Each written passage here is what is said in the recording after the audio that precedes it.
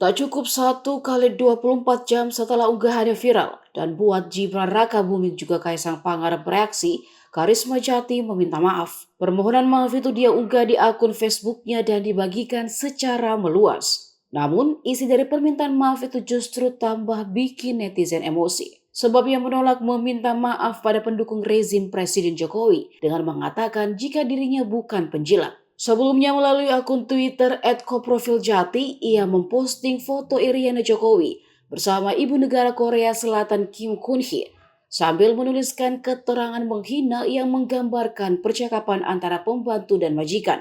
Tindakannya itu langsung viral, namanya trending Twitter pada Jumat kemarin. Berikut isi surat permohonan maafnya. Surat terbuka permintaan maaf kepada Bapak Presiden Republik Indonesia Joko Widodo dan Ibu Negara Iriana Joko Widodo beserta seluruh keluarga besar kepresidenan. Dengan ini, saya, Karisma Jati, meminta maaf kepada keluarga besar Presiden RI atas unggahan saya di media sosial yang menyinggung perasaan anggota keluarga Bapak Presiden Joko Widodo, termasuk kerabat, staf, dan pejabat di lingkungan kepresidenan. Permintaan maaf ini saya nyatakan dengan tulus dari lubuk hati yang paling dalam, tanpa unsur keterpaksaan maupun kepura-puraan.